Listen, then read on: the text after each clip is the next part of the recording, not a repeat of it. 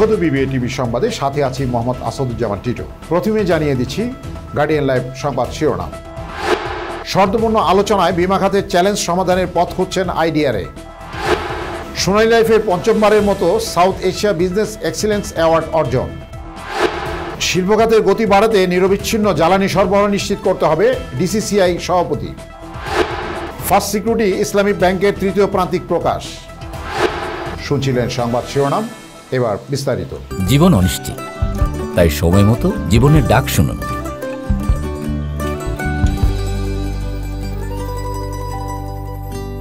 বীমা খাতে দীর্ঘদিনের চ্যালেঞ্জ, নীতি সংস্কার ও ভবিষ্যৎ করণীয় নিয়ে আইডিআরএ আয়োজিত মতবিনিময় সভায় খোলামেলা ও সৌহার্দ্যপূর্ণ আলোচনা হয়েছে। বৃহস্পতিবার 27শে নভেম্বর রাজধানীর একটি হোটেলে বীমা উন্নয়ন ও নিয়ন্ত্রণ কর্তৃপক্ষ এ সভা আয়োজন করে। সবাই দেশের সকল লাইফ নন লাইফ বীমা কোম্পানির চেয়ারম্যান, বাংলাদেশ ইন্স্যুরেন্স অ্যাসোসিয়েশন এর নির্বাহী কমিটির সদস্যরা অংশ নেন।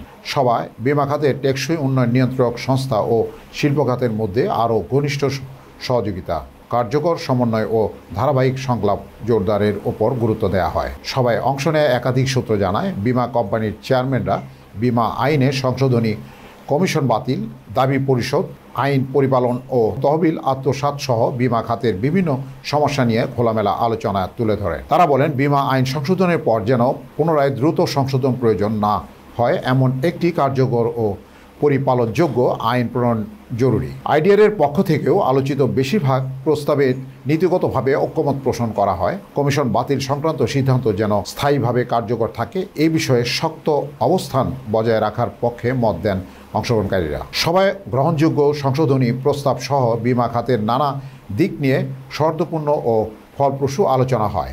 আইডিআরএর পক্ষ থেকেও বেশিরভাগ প্রস্তাবে নীতিগতভাবে একমত পোষণ করা হয়। পঞ্চমবারের মতো মর্যাদাপূর্ণ South Asia business excellence award অর্জন করেছে Sonali life insurance company limited.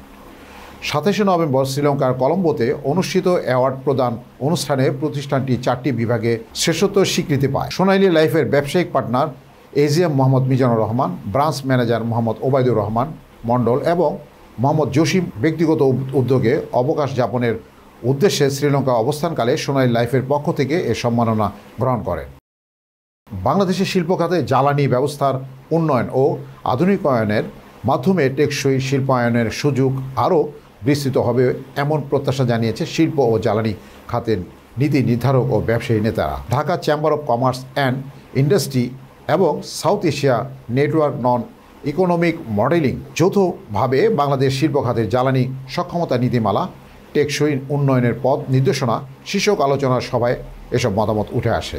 শনিবার 29শে নভেম্বর ডিসিসিআই মিলনায়তনের অনুষ্ঠিত আলোচনা সভায় বক্তারা বলেন, দেশের শিল্প খাতকে প্রতিযোগিতামূলক রাখতে জ্বালানি ব্যবস্থার দ্রুত সংস্কার, নবায়নযোগ্য জ্বালানিতে বিনিয়োগ এবং আধুনিক প্রযুক্তি নির্ভর সরবরাহ ব্যবস্থা গড়ে তোলা জরুরি।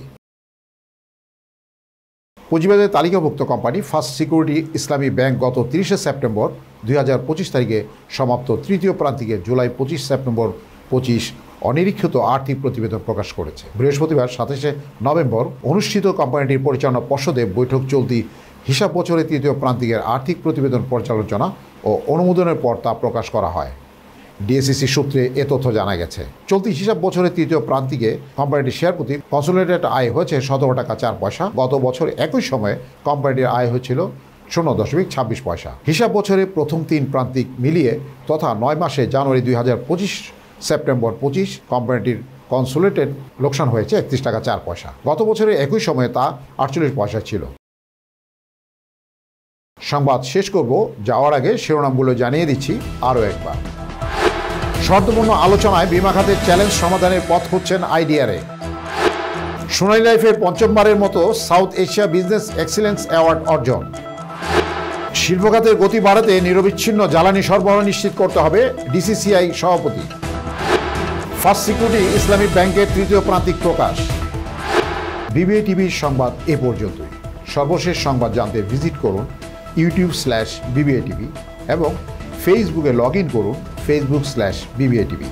এছাড়াও আমাদের ওয়েবসাইট ভিজিট করুন www.bbatv.news। এতক্ষণ সঙ্গে থাকার জন্য ধন্যবাদ।